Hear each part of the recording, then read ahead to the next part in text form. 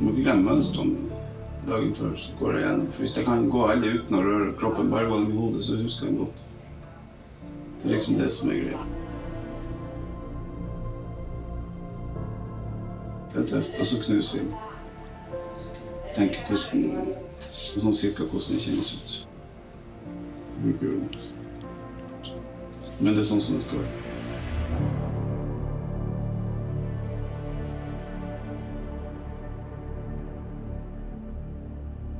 Jeg er jo gammel, jeg blir jo 47 år. Det er ikke så jævlig mange som konkurrerer på det her nivået i den alderen. Det er jo ikke det. Og det er jo for at jeg har noen jævla gode gener sikkert, at jeg tåler litt juling. Men jeg har 27 eller 28 operasjoner. Nakke, nese, skuldre, håndledd, knær, ankler, alt er jo dotter fra hverandre. Knekt alle ribbein, fingre. Så det er klart, det sier jo stopp til slutt.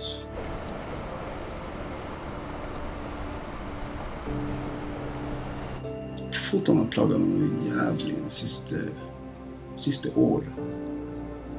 Men det er ikke noe artig. Jeg bruker å si, jeg kan hoppe, men jeg kan ikke lande lenger.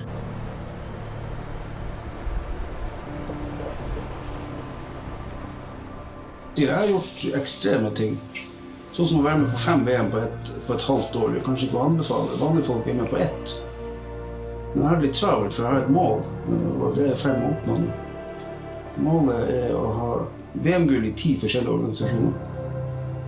Og jeg har i 9 nå. Så jeg trenger bare 1 til. Og det skjer her i denne helgen.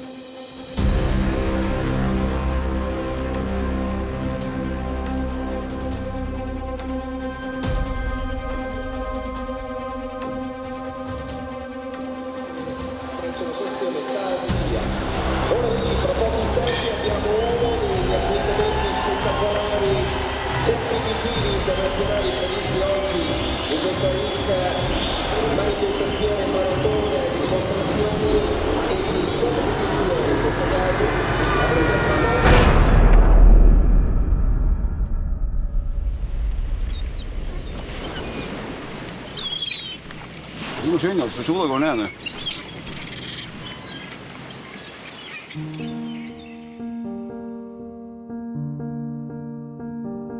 Da Jon ble født, så sa hun ene sykepleieren han må være noe av det nydeligste nyfødte barnet vi har sett. Og så hadde han mørkt, svart hår og svarte vipper, alt var svart. Og så hadde han gyllen hud. Og som regel når du ser nyfødte barn, så er de både skrukka, men Jon han var nydelig. Og jeg husker de brukte å komme inn og se på han, så tenkte jeg, gud, han er sikkert pen. Men han var ikke lenge, han begynte, så lå han sånn. Og han var jo så skrekkelig genert. Og når vi var hos folk, så brukte han å sitte under stolen. Og så måtte jeg gi han mat under stolen, for at ingen skulle se på han.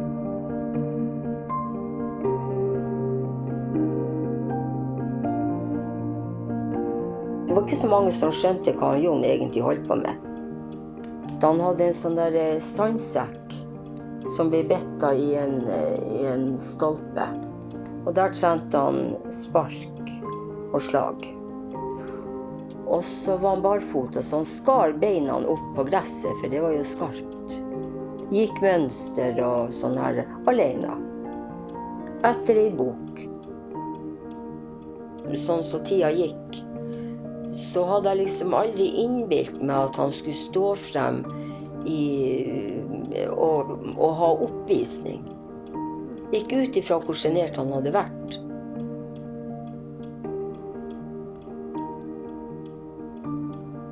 Jeg tror at han fikk selvtillit av taekwondo. Det mener jeg at han gjorde.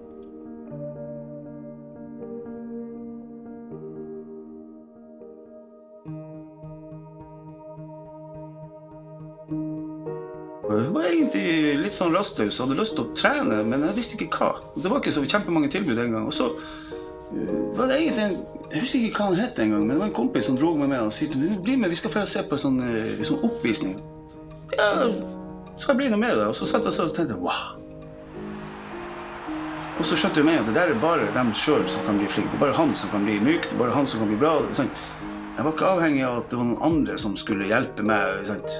For lagidrett så er det liksom avhengig av at de andre må være i bra form. Det hjelper ikke at du er i bra form hvis de er dårlig form. Det hjelper ikke at du er flink hvis de er dårlig. Helt greit at folk synes det der er greit, men det var ikke noe for meg. Og så jeg på det og tenkte det der. Og da begynte jeg å se litt på sånne filmer med litt sånn kampsport og sånn, og så tenkte jeg, det der må du gjøre selv. Det er jeg som må tøye, det er jeg som må sparke, det er jeg som må øve. Sant?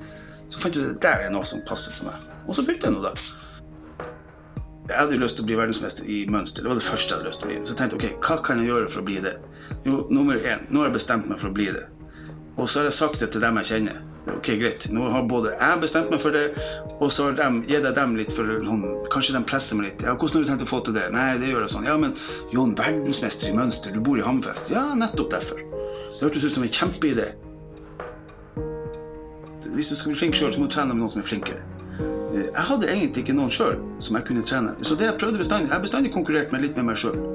Hvis jeg sparket, så jeg tenkte, klarer jeg ikke fortere enn det der? Ja, ok. Så prøver jeg litt fortere. Sant? Så prøver jeg egentlig å tenke, hvordan kan jeg selv bli raskere enn meg selv? Tommelen ut er slør. Hvis den er bøyd, så er det rett. Sant? Pass på at fingeren er inntil, så den ikke peker ut. Sant? Hånda skal ikke være bøyd, den skal være bein. Sant? Jeg elsker sånne ting. Vi har bøker som 15-beins leksikon, der det står nøyaktig hvor høyt det skal være, hvordan du skal stå med kroppen. Alt står. Det er bilder fra alle kanter. Og jeg hadde lest alle. Og jeg hadde prøvd alle. La oss si et mønster, for å ta det som eksempel, det er kanskje 40 bevegelser. La oss si 40 bevegelser. Mange gjør en ting, de går gjennom alle 40. De bryr seg ikke om hvordan det ser ut. Sant? Og så kommer de til et par ting som ikke er bra, så tenker de, ja, men det ordner jeg senere. Men det har jeg aldri gjort. Hvis jeg har, la oss si det er 40 bevegelser, så har jeg gjort 10 av dem. Og så kommer jeg til nummer 11, og så får jeg ikke til nummer 11. Ja, det jeg bestandig gjorde før. Jeg gikk ikke videre før jeg fikk til nummer 11. Om det tok en uke, eller om det tok en måned, eller om det tok 2 måneder, så holdt jeg på med den til jeg fikk den til. Og når jeg først fikk, for jeg visste at jeg måtte få det til. Andre hadde gjort det før meg, så hvorfor skulle jeg få det til? Og når jeg da plutselig fikk den til, da kunne jeg gjøre nummer 12, 13 og 14. Helt til jeg kanskje kom til 24, så var den vanskelig. Ja, så gjorde jeg den helt til jeg fikk den til. Så satt det plutselig. Og da vet jeg, ok, nå kan jeg det ordentlig, nå skal jeg bare trene så mye på det at uansett om jeg lukker øynene, om jeg ligger sånn, eller om jeg står, eller hva jeg gjør, så skal jeg kunne ta, uansett, gå i mønster i hodet mitt uten å røre meg. Og kunne det både inni hodet og i kroppen. Og så skal jeg trene så mange ganger at det går ikke an å glemme det. Og så skal jeg trene det enda et par ganger til. Så i 1987 så var jeg med til det første VM, og da gikk det ikke kjempebra. Men det var egentlig en grei greie. Jeg hadde ikke noe problem med det, for jeg tenkte, jeg kan ikke reise til et VM og tro jeg skal vinne første gangen jeg er med. Så jeg tenkte, men jeg skal ferdig, så skal jeg se hvem er det som vinner, og hvorfor vinner de. Men når finalen gikk, så satt jeg ved siden av ringen så nært jeg kunne for å se. Og da, når jeg så han som vant, så tenkte jeg, det der kan jeg også gjøre. Akkurat det der kan jeg også gjøre.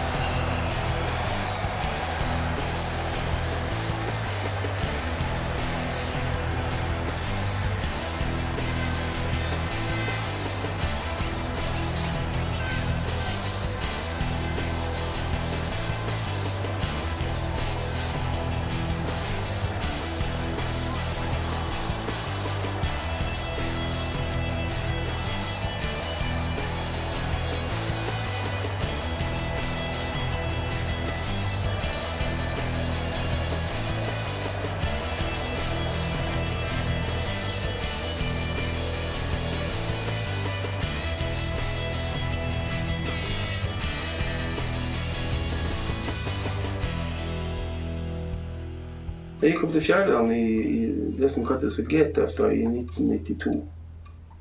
Og det var da jeg fant ut at jeg skulle bli bodybuilder.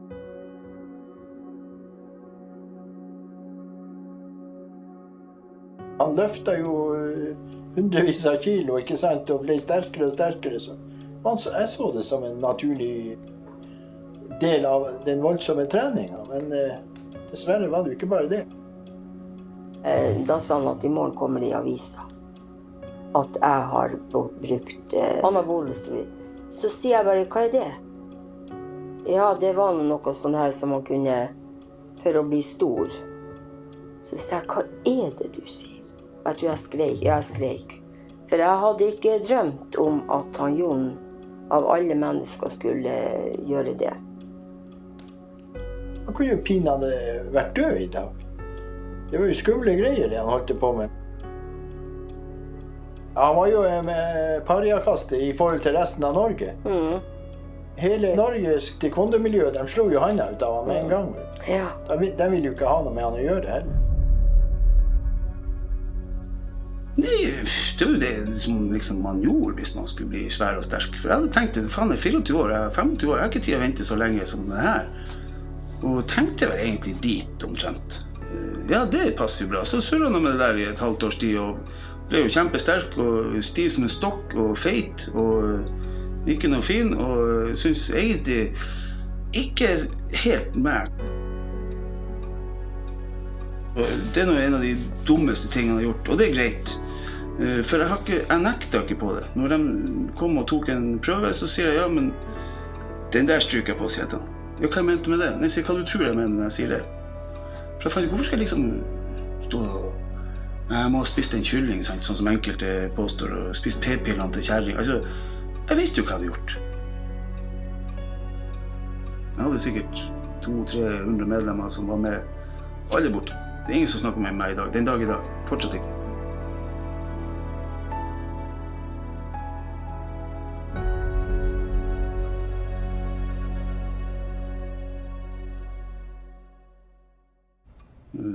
Jeg gikk ned 30 kilo på 3 måneder. Og da var det egentlig ikke så mye annet som var så viktig enn å bare komme seg fra dag til dag.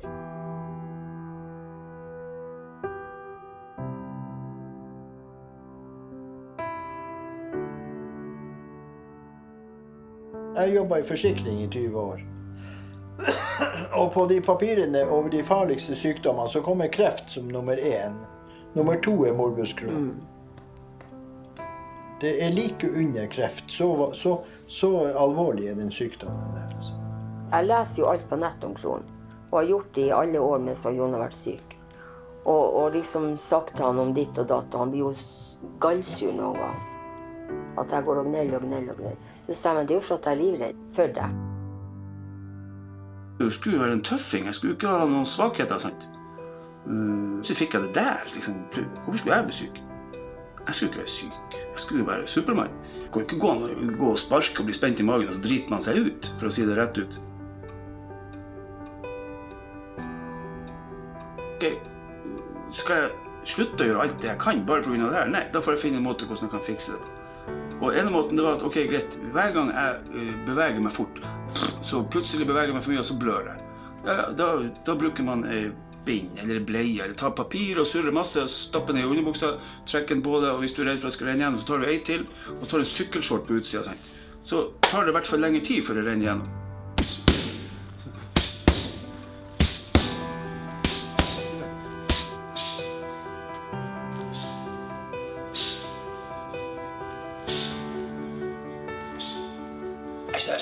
Jeg liker ikke å innrømme overfor meg selv svakheter. Det har jeg aldri gjort. Jeg er veldig dårlig på å innrømme. Sånn hvis jeg har en dag hvor jeg liksom er skikkelig dårlig, magen er ikke god, og det verker litt i leddene og sånn, så bruker jeg tenke, ja, ok, det var ikke noe bra i dag. Men så er det noe rart, når jeg bare får kledd på meg drakten, sant, og får på meg, spesielt når jeg tar på meg beltet, sant, så er det liksom, da må jeg gjøre det ordentlig. Hvis jeg trener uten belte, da er liksom, når jeg gjør sånn, så kan jeg godt ha vondt overalt, sant? Men når jeg tar på meg sånn, så kan ikke jeg det lenger, for det kan ikke jeg tillate meg, for at, da kan ikke jeg gå rundt med et sånt belte, da kan ikke jeg gå rundt og være ute av form, da må jeg være i form.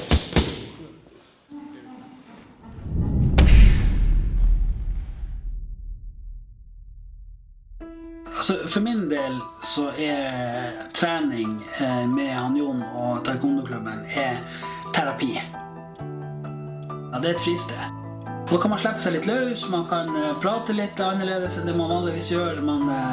Vi har det i bunn og grunn jævlig artig, og vi prater ufattelig mye drit. Og vi forteller dårlige og gode historier til hverandre.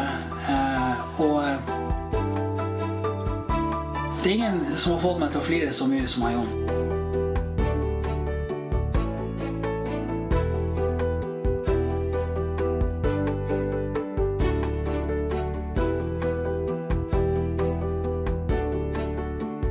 Jeg sier det mange som master, sånne gamle krigere som truffet, liksom, hvorfor bor du her? Hvorfor flyr du ikke til en stor by, og så starter du en skole eller en klubb eller et eller annet, så kommer det masse folk og tjener masse penger, og så blir du kjent. Ja, det kan godt hende, men det var nok ikke det jeg valgte, sagt. Det gir meg ikke noe mer glede å stå og trene 200 stykker, eller om jeg står og trener 1 mann eller 2, så lenge den ene er skikkelig interessert. Jeg skal heller trene en som er veldig interessert og veldig gira og har veldig lyst til å lære enn 200 stykker som jeg ikke er helt sikker på, for at de er så mange, da kan ikke jeg bli ordentlig sånn, tett med noen av dem. Da blir det overfladisk, og det liker jeg heller ikke. Jeg liker at det skal være sånn at folk skal vite litt hva jeg mener er viktig, hva jeg mener er bra, hva jeg mener er dårlig. Sant? De må kjenne meg litt for å skjønne.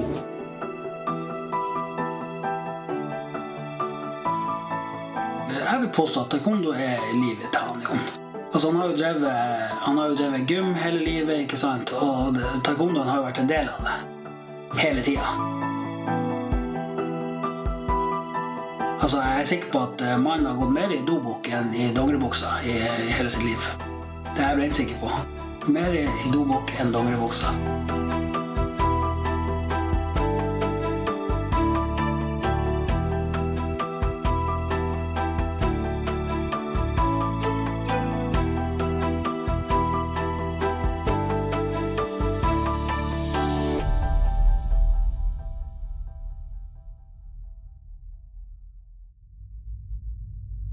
Ankelen har operert 1, 2, 3, 4, 5 ganger. Den har knekt 3 ganger fingeren. I skulder, hvor jeg har sagd av kragebeinet litt, for at det var leddbåndet var gått av. Nesa mi 2 ganger, og så operert en nakkeskade, for jeg har ødelagt en skiva i nakken. Og kne 6 ganger. Fjernet en finger for at den var ødelagt, ytterste biten er borte. Hånda her har jeg knekt 3 ganger håndleddet. Og så har jeg en tommel som er alt av leddbåndet på siden i gått av. Og så fjernet noen muskler for å lage korsbånd. Og ellers så har jeg egentlig klart meg ganske bra. Når jeg får sånne bilder, så tenker jeg at kan du ikke bare gi dem? Ikke skade mer. Det holder liksom. Du har 46 gull. Du kan ikke bare leve et helt normalt liv, men det tror ikke jeg går.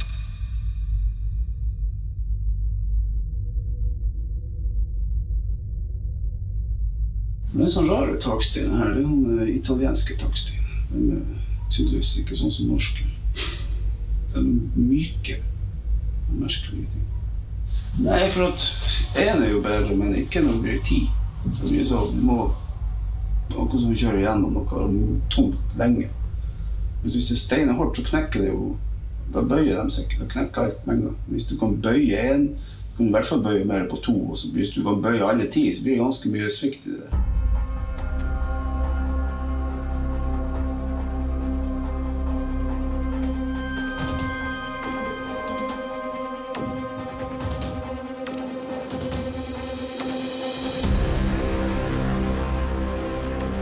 Jeg har aldri sett en mann som er så fokusert på det han gjør. Rett før han skal i ilden, så ser du han ikke. Han går rundt, tøyer ut. Vet ikke å snakke med han. Han er borte.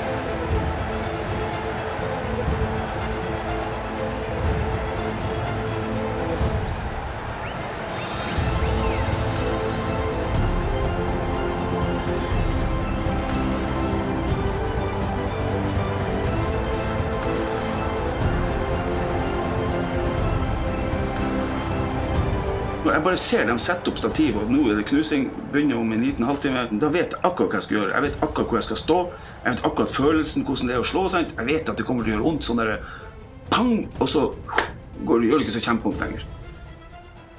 Gjennom plastplanker, gjennom treplanker, gjennom murstein, gjennom takstein. Jeg har slått fremover, jeg har slått innover, jeg har slått utover, jeg har slått bakover, jeg har slått nedover, sant? Jeg har slått med albuen, jeg har slått sånn, jeg har slått alle veier. Jeg har knust med det som går an å bruke. Alt fra her, fra ned hit. Jeg har prøvd fingertupper, jeg har prøvd sånn, sant? Jeg har slått sånn, jeg har slått med håndlede på planker, jeg har slått med åpen hånd, sant? Jeg har slått med flat hånd. Det går ikke an å slå andre måte enn det jeg har gjort. Og sammen med fotene. Det er ingen som må si at det viktigste er å delta, for det er ikke sant.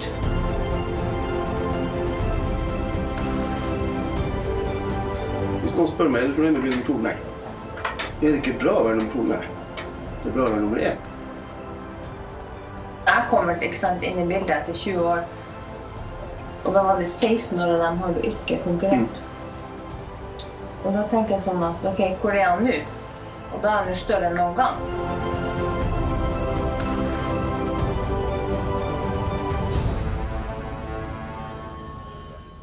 Jeg er 45 år, og jeg tror fortsatt at jeg skal kunne hoppe enda høyere, at jeg skal kunne slå enda hardere, at jeg skal sparke enda fortere.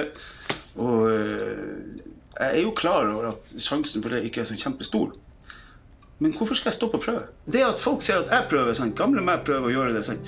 Så kanskje det er en der bak helt nederst som er 14 år som tenker, dæsken! Og så plutselig en dag så gjør han det.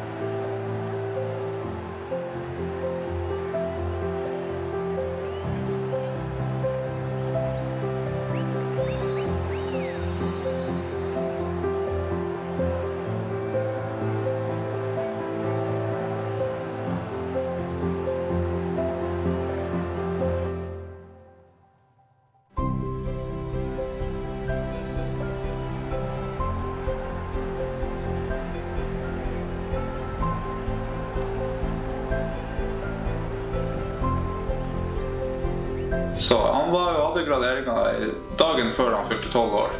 Han sovna ganske fort den kvelden, men når jeg gikk og så til han på kvelden, så lå han og holdt rundt beltet. Han tok han noe belte fra han, og jeg ville ikke at han skulle tvinne rundt halsen eller noe i søvne, så jeg tok det bare fra han og la det på gulvet. Men på morgenen jeg sto opp da jeg gikk inn og skulle vekke han, og lå han fortsatt og sov, men da holdt han beltet på nytt i halsgropa, så han våknet i løpet av natta og funnet ut at det var noe som manglet. Dennis ville veldig gjerne at det skulle stå Master Svendsen på det. For at Jon er et stort forbilde for han Dennis. Så han er fantastisk flink å løfte opp alle sammen og få dem til å prestere sitt beste.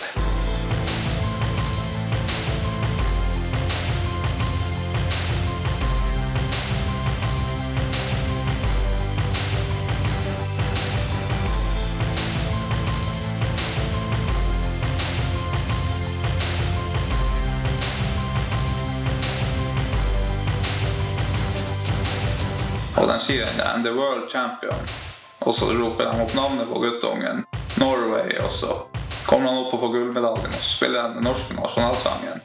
Den følelsen, den går ikke an å beskrive. Det gjør ikke det. Hårene brøste seg på armene, og tårene trilte ut ned gjennom kinnene.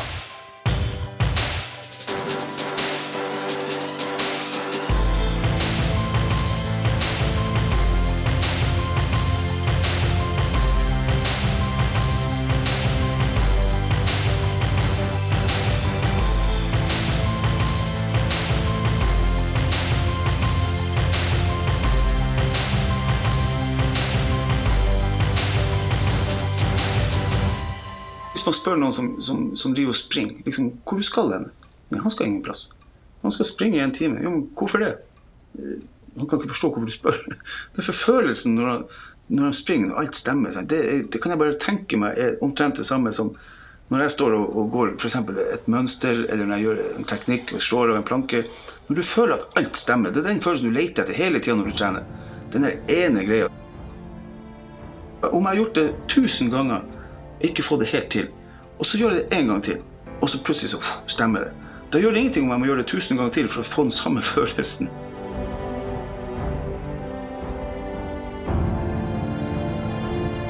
kan kjøpe hva du vil, og du kan...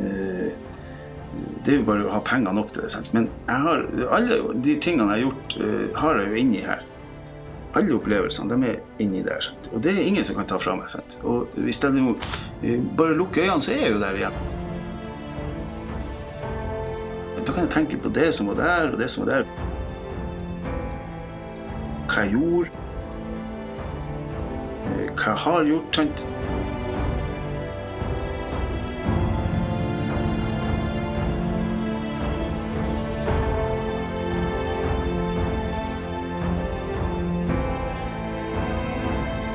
Hva annet kunne jeg gjort som hadde gjort meg så fornøyd? Det vet jeg ikke hva det skulle være.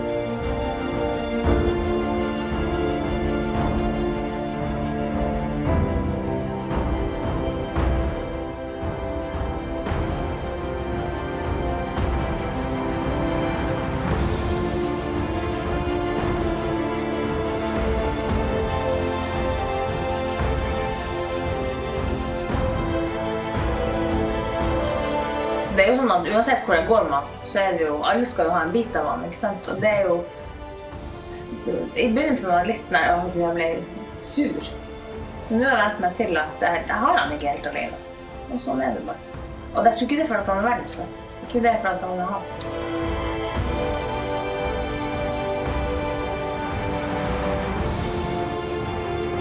Hadde folk visst i Norge hva Jon har gjort innenfor kampsport, altså da han vært en stjerne.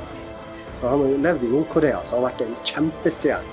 Vi hadde en grandmaster her i fjor, Sekul Choi. Denne karen var med å lage taekwondo med generalen, altså startet taekwondo. Og han sa det som bør sies som Jon da han var i isbjørnehallen og oppsummerte Jonari, så sier han, dere er heldige, dere er en av de beste masterne i verden, om ikke den beste.